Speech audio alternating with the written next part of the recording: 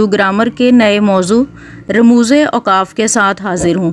اکثر اس کو ہم رموز اوقاف بھی کہتے ہیں، جو کہ غلط ہے۔ صحیح لفظ ہے رموز اوقاف۔ آج میں صرف ان رموز اوقاف کا ذکر کر رہی ہوں جو زیادہ استعمال ہوتے ہیں۔ رموز رمز کی جمع ہے جس کے معنی ہے علامات یا نشان، اور اوقاف وقف کی جمع ہے جس کے معنی ہے ٹھہرنا، رکنا یا وقفہ کرنا۔ اوقاف ان علامات کو کہا جاتا ہے جو ایک جملے کو دوسرے جملے سے، کسی ایک حصے کو دوسرے حصے سے، یا الفاظ میں تفریق اور فرق بتانے کے لیے یا علیحدہ علیحدہ کرنے کے لیے استعمال ہوتی ہیں۔ ان اوقاف کی مدد سے ہم جملہ کے اصل مفہوم کی وضاحت اور سمجھ بوجھ حاصل کرنے میں کامیاب ہو جاتے ہیں، اور پھر کسی طرح کا شک و شبہ بھی پیدا نہیں ہوتا۔ کسی بھی زبان کو سیکھنے کے لیے اس زبان کے رموز اوقاف سیکھنا لازمی اور ضروری ہوتے ہیں۔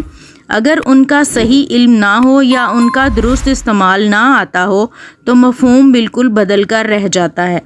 اس کی مثال آپ یوں دیکھ سکتے ہیں، جیسے روکو نہ پڑھنے دو یا روکو نہ پڑھنے دو۔ یہاں پہ دو جملوں میں الگ الگ علامات استعمال کی گئی ہیں، جیسے روکو، اس کے بعد علامت لگائی گئی ہے نہ پڑھنے دو۔ اس کا مطلب ہے کہ روک لو، پڑھنے نہ دو۔ دوسرے جملے میں روکو نہ پڑھنے دو، یعنی روکو نہ کے بعد علامت یہ ظاہر کرتی ہے کہ اسے پڑھنے دو، روکا نہ جائے۔ پہلا جملہ یہ ظاہر کرتا ہے کہ روکو مت پڑھنے دو، یعنی کام سے روکا جا رہا ہے، جبکہ دوسرے جملے سے ظاہر ہو رہا ہے کہ کام سے روکنے سے منع نہ کیا جائے، یعنی پڑھنے دیا جائے، اس کو روکا نہ جائے۔ بظاہر یہ صرف ایک معمولی سی علامت ہے، لیکن غلط استعمال سے سارے جملے کا مفہوم بدل گیا ہے۔ تو اس سے ظاہر ہوا ہے کہ رموز اوقاف کا جاننا کس قدر ضروری ہے۔ تو آئیں دیکھتے ہیں کہ یہ علامات کون کون سی ہیں اور ان کا استعمال کہاں کہاں کیا جاتا ہے۔ سب سے پہلی علامت ہے سکتہ۔ یہ چھوٹا ٹھہراؤ کہلاتا ہے۔ اس کو استعمال کرنے سے کسی جملے یا عبارت کی بہت عمدہ طریقے سے وضاحت ہو جاتی ہے۔ اس کی مثال یہی جملہ روکو مت پڑھنے دو اور روکو مت پڑھنے دو ہے۔ ان جملوں نے سکتہ کی اہمیت کو تو واضح کر ہی دیا ہے۔ اب دیکھتے ہیں کہ یہ علامت کہاں کہاں استعمال کی جاتی ہے یا کی جانی چاہیے۔ مختلف ناموں کو الگ الگ کرنے کے لیے، بہت ساری ایک جیسی چیزوں کو الگ الگ کرنے کے لیے اس علامت کو استعمال کیا جاتا ہے، یعنی مختلف اسماء میں فرق بتانے کے لیے یا ان کو علیحدہ کرنے کے لیے، یا جملے کے کسی حصے کو دوسرے حصے سے اگر الگ کرنا مقصود ہو تو یہ علامت استعمال ہوتی ہے۔ مثلاً بادشاہی مسجد، مقبرہ جہانگیر اور عجائب گھر تاریخی عمارات ہیں۔ امی بازار سے آم، کیلے، آڑو اور امرود لائیں۔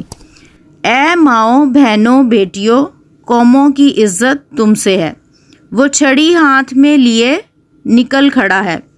عموماً بچے اس علامت کو اردو الفاظ میں صحیح انداز میں نہیں لگاتے، یہ مختلف الفاظ کے درمیان میں الٹی پیش کی صورت میں لگائی جاتی ہے۔ اس کے بعد وقفہ کی بات کرتے ہیں۔ جب سکتہ سے تھوڑا زیادہ ٹھہرنا ہو تو وقفہ کی علامت استعمال ہوتی ہے، جبکہ ہم ہر جگہ سکتہ ہی کی علامت کو استعمال کرتے رہتے ہیں۔ جبکہ جملے کی طوالت کے پیش نظر اس کو علیحدہ کرنے اور اس کی وضاحت کرنے یا جملے کے کسی خاص حصے پر تاکید کرنا اگر مقصود ہو، یا پھر جہاں ہم ورنہ، اس لیے، لہٰذا، اگرچہ، چنانچہ جیسے ربط پیدا کرنے والے الفاظ استعمال کرتے ہیں تو ذہن کو تھوڑا سا سکون دینے کے لیے اس علامت کو استعمال کیا جاتا ہے۔ اب ہم اس کی وضاحت کے لیے کچھ مزید مثالیں دیکھ لیتے ہیں۔ روکو مت پڑھنے دو، یہاں پہ وقفہ کی علامت ہے کیونکہ یہ چھوٹے چھوٹے دو جملے ہیں جن کو الگ سے وضاحت کے لیے پیش کیا جا رہا ہے۔ اس کے بعد ہے انگور صحت مند غذا ہے، یہ طاقت بخشتا ہے۔ نمبر 3 پہ ہے ختمہ۔ یہ علامت عموماً کسی جملے کے ختم ہونے پر لگائی جاتی ہے، جس کا مطلب یہ ہے کہ بات مکمل ہو گئی ہے یا جملہ پورا ہو چکا ہے، یا پھر مختلف مخفف حروف کے درمیان میں یہ علامت استعمال ہوتی ہے۔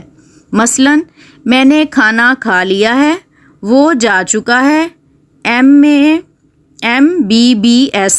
مختلف حروف جو ورنے میں طویل ہوتے ہیں ہم ان کا مخفف یعنی مختصر کر لیتے ہیں، تو ان کو علیحدہ علیحدہ بتانے کے لیے ان کے درمیان میں یہ علامت لگائی جاتی ہے۔ اس کے بعد آتے ہیں اپنی اگلی علامت، سوالیہ علامت، جس کو استفہامیہ بھی کہا جاتا ہے۔ یہ سوال کرنے کے لیے یا حال معلوم کرنے کے لیے یا پھر کچھ جاننے کے لیے استعمال ہوتی ہے، اور جملے کے آخر میں یہ علامت استعمال کی جاتی ہے۔ عزیز طلبہ، یہاں میں سوالیہ جملوں کی نشاندہی کے لیے کچھ مزید معلومات بھی دینا چاہتی ہوں، کیونکہ اکثر سوالیہ جملے کی نشاندہی کے لیے ہم سمجھتے ہیں کہ اگر کب، کیسے، کیا، کیوں، کب، کہاں، کس لیے وغیرہ کے الفاظ ہی استعمال ہوں تو ہم سمجھتے ہیں کہ یہ سوالیہ جملوں کی پہچان ہے، جس میں کچھ پوچھنا یا معلوم کرنا مقصود ہوتا ہے، تو یہ الفاظ ہم استعمال کرتے ہیں۔ اور عموماً بچے لکھتے وقت ایسے الفاظ میں یہ جملے جو ہیں جن میں یہ لفظ استعمال ہوتے ہیں سمجھ لیتے ہیں کہ یہ سوالیہ جملہ ہے، یعنی ان کی پہچان کے لیے اگر یہ لفظ ہوں تو وہ پہچان لیتے ہیں کہ یہ چونکہ سوالیہ جملہ ہے تو ہم نے سوالیہ علامت لگانی ہے، تو پھر آخر میں وہ سوالیہ علامت لگا دیتے ہیں۔ مثلاً کیا تم خوش ہو، یہاں پہ کیا کا لفظ استعمال ہوا تو سمجھ آ گئی کہ کچھ پوچھا جا رہا ہے، تو آخر میں سوالیہ علامت لگا دی۔ اسی طرح تم لاہور سے کب آئے، یعنی کب نے یہ بتایا کہ اس میں سوال کیا جا رہا ہے، تو ہم نے آخر میں علامت سوالیہ یا استفہامیہ جو ہے وہ استعمال کر لی۔ لیکن ایسے جملے جن میں یہ الفاظ استعمال نہیں ہوتے لیکن جملہ بتاتا ہے کہ یہاں کچھ پوچھا گیا ہے، کچھ معلوم کیا جا رہا ہے، کوئی سوال پایا جاتا ہے، تو عموماً نون الف نا کا لفظ لگا کر جو ہے وہ سوال کو ظاہر کیا جاتا ہے۔ مثلاً تم شام کو آؤ گے نا، چائے تو پیو گے نا۔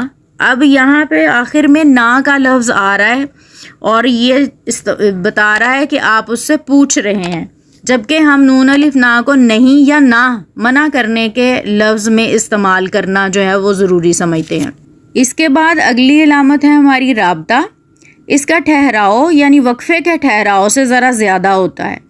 جب کسی بات کی تفصیل یا تشریح پیش کرنا ہو تو یہ علامت لگائی جاتی ہے، یا کسی کا قول بیان کرنا ہو تو اس علامت کو استعمال کیا جاتا ہے۔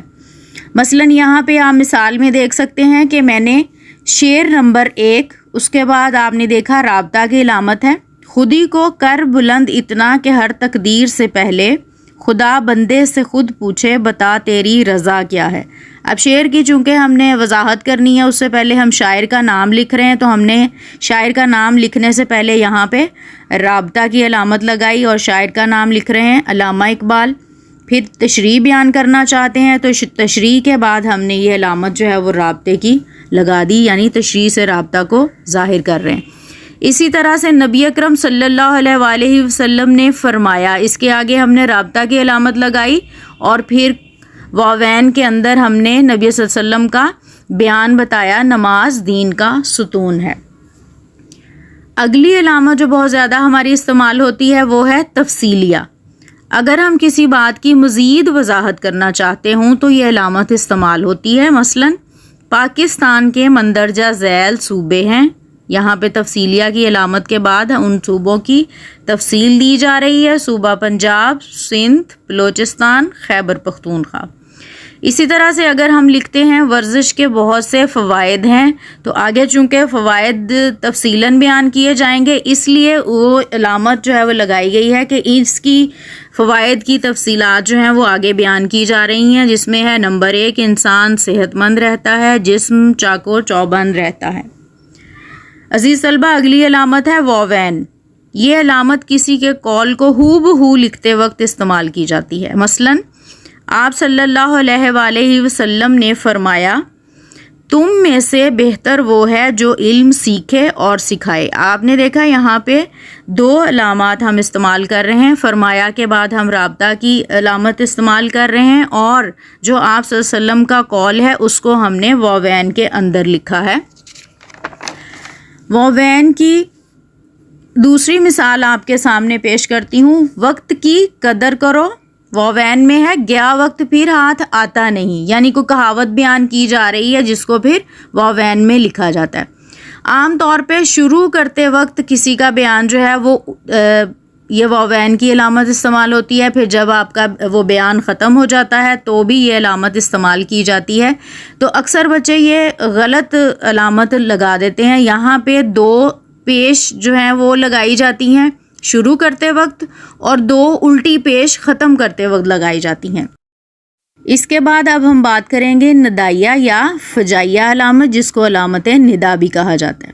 کسی کو آواز دینا یا پکارنا مقصود ہو یا کسی جذبے کا اظہار کرنا ہو تو ہم یہ علامت استعمال کرتے ہیں، مثلاً پیارے ابا جان، السلام علیکم، جناب عالی، صدر ذی وقار، یا اسی طرح سے فجائیہ جو جملے ہوتے ہیں اس میں افسوس، وہ مجھ سے ملے بغیر چلا گیا، آہا کتنا اچھا منظر ہے، یا آہا ہم جیت گئے۔